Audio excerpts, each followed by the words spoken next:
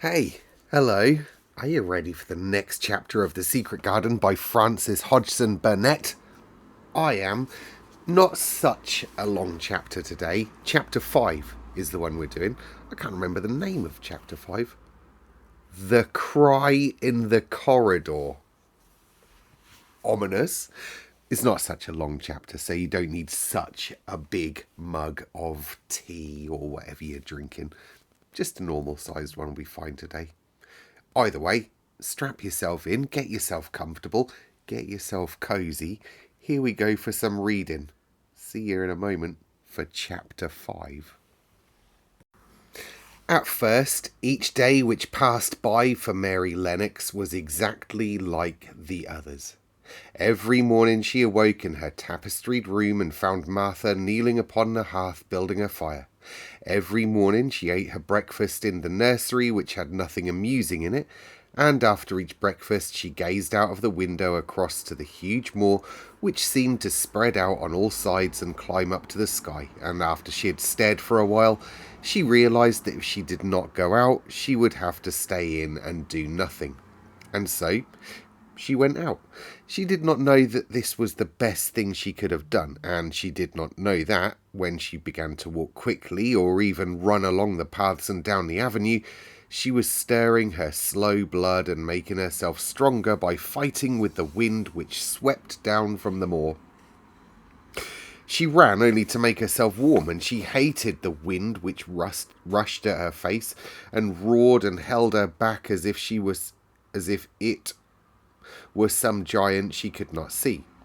But the big breaths of rough, fresh air blown over the heather filled her lungs with something which was good for her whole thin body and whipped some red colour into her cheeks and brightened her dull eyes when she did not know anything about it.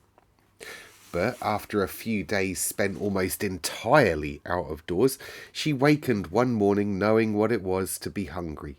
And when she sat down to her breakfast, she did not glance disdainfully at her porridge and push it away, but took up her spoon and began to eat it, and went on eating it until her bowl was empty. "Thou got on well enough with that this morning, didn't thou?" said Martha. "Tastes nice today," said Mary, feeling a little surprised herself. "It's the air at the moor that's given thee stomach for the victuals," answered Martha. "'Tis lucky for thee that there's got victuals as well as an appetite. There's been 12 in our cottage as had stomach and put nothing to put in it. You go on playing your outdoors every day, and you'll get some flesh on bones, and you won't be so yeller." "I don't play," said Mary. "I have nothing to play with." "Nothing to play with!" exclaimed Martha. "Our children play with sticks and stones.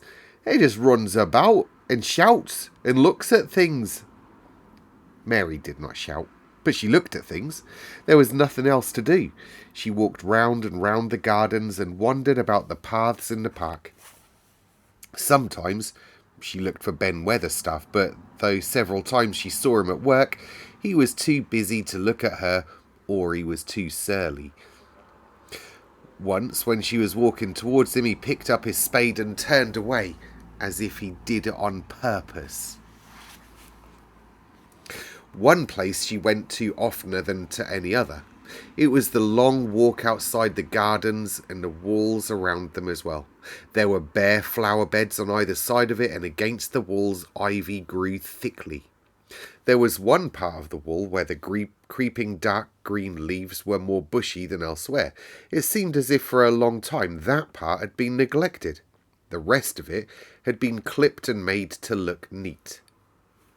But at this lower end of the walk, it had not been trimmed at all. A few days after she had talked to Ben Weatherstaff, Mary stopped to notice this and wonder why it was so. She had just paused and was looking up at a long spray of ivy swinging in the wind when she saw a gleam of scarlet and heard a brilliant chirp, and there, on the top of the wall, perched Ben Weatherstaff's robin Redbreast, tilting forward to look at her with his small head on one side. "Oh!" she cried. "It's you, isn't it?"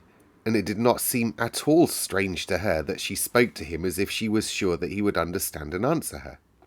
He did answer. He twittered and chirped and hopped along the wall as if he were telling her all sorts of things.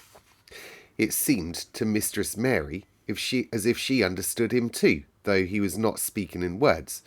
It was as if he'd said, "Good morning, isn't the wind nice? Isn't the sun nice? Isn't everything nice? Let us both chirp and hop and twitter. Come on, come on." Mary began to laugh, and as he hopped and took little flights along the wall, she ran after him. Poor little thin, sallow, ugly Mary. She almost actually looked pretty for a moment. I like you, she cried out, pattering down the walk, and she chirped and tried to whistle, which last she did not know how to do in the least. But the robin seemed to be quite satisfied and chirped and whistled back at her.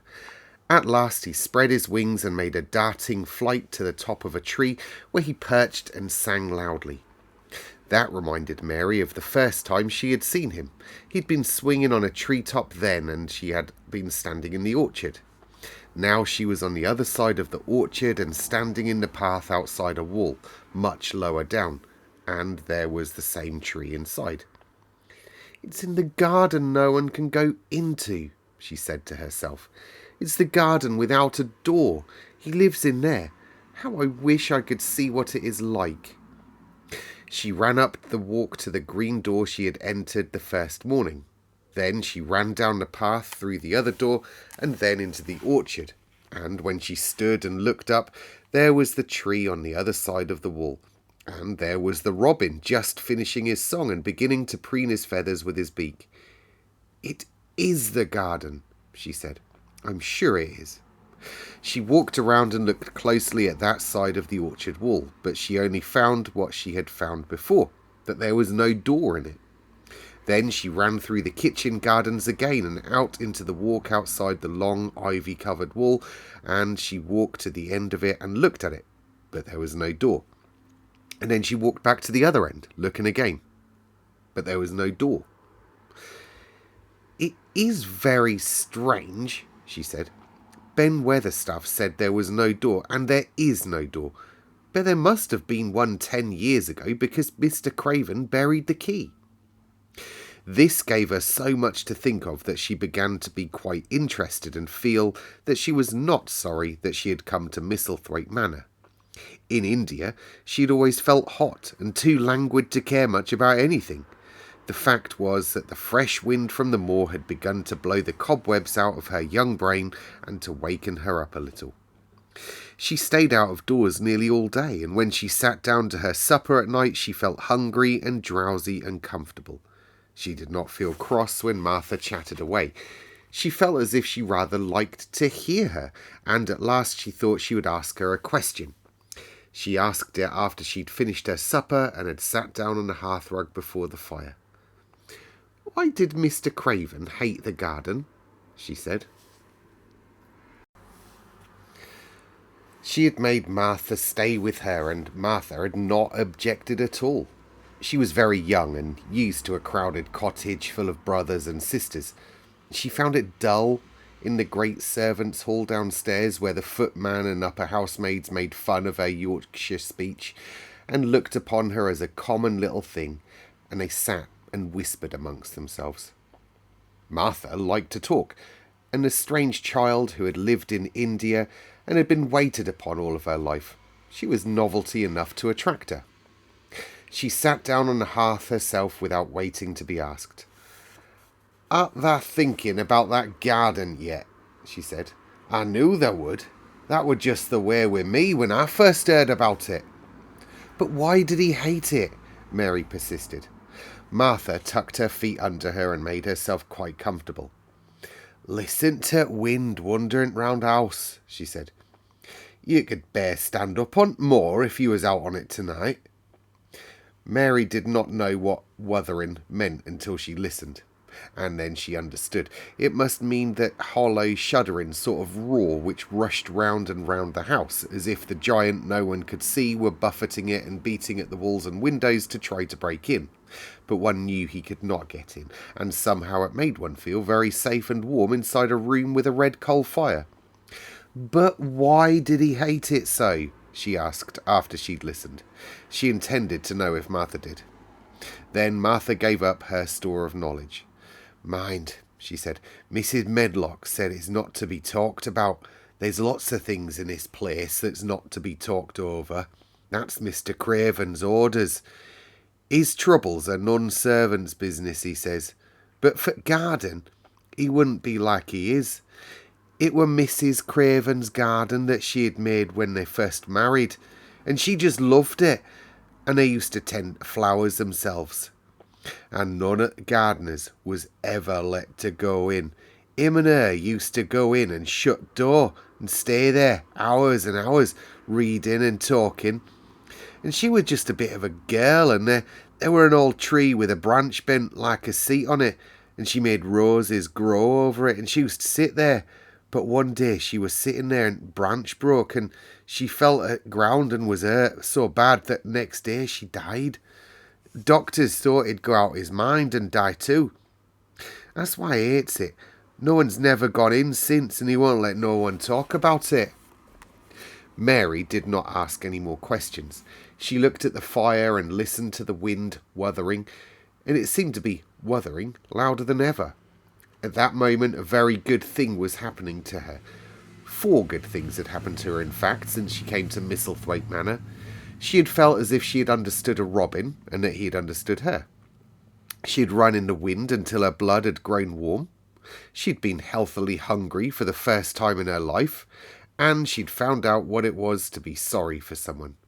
She was getting on. But as she was listening to the wind, she began to listen to something else. She didn't know what it was, because at first she could scarcely distinguish it from the wind itself. It was a curious sound. It seemed almost as if a child was crying somewhere. Sometimes the wind sounded rather like a child crying, but presently Mistress Mary felt quite sure that this sound was inside the house, not outside. It was far away, but it was inside. She turned round and looked at Martha. Do you hear anyone crying? She said. Martha suddenly looked confused. No, she answered. It's the wind.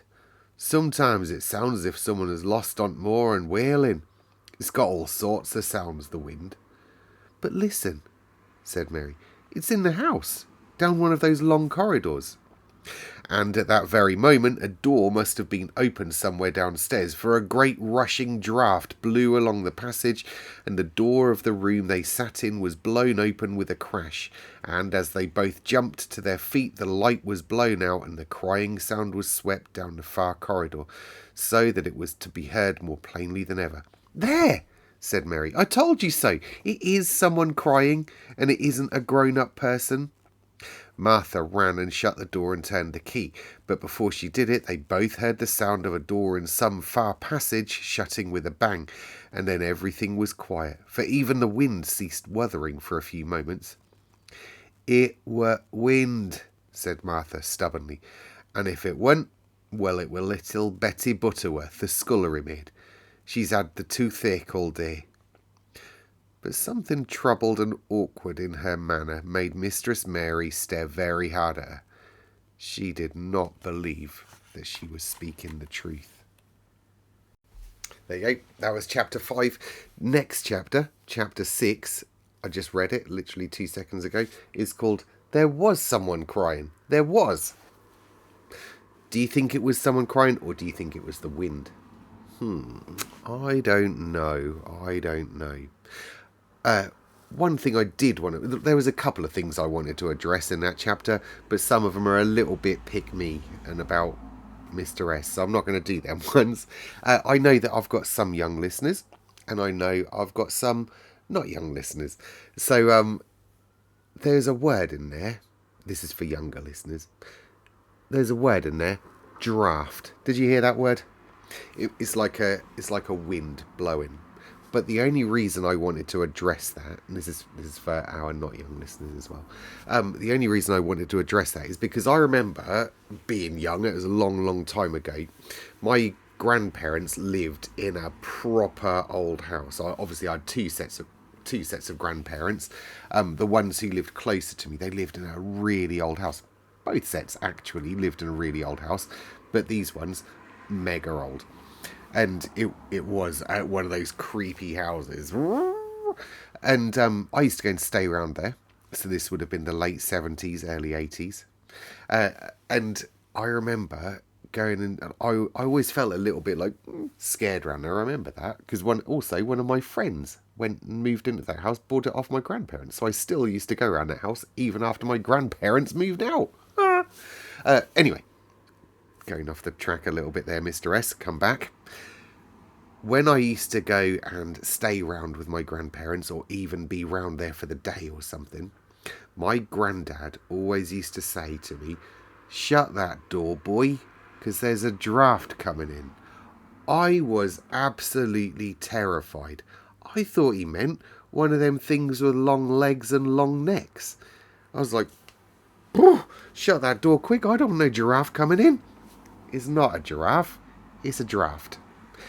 My question to you is, have you ever had any words like that where you didn't quite get the meaning of it and you completely went wrong? Like, "Shut that door, boy, there's a draft coming in." Wow! Has that kind of thing ever happened to you? Let me know down in the comments. I always like hearing those sort of stories. Let me know about your silliness. Just tell me. But like, not silliness as it might have happened to you as a grown-up. It does happen a lot, but normally it happens as a younger person, doesn't it? So let me know. Anyway, I'll see you all tomorrow for chapter 6. There was someone crying. There was. And we'll have that done and dusted. Bye.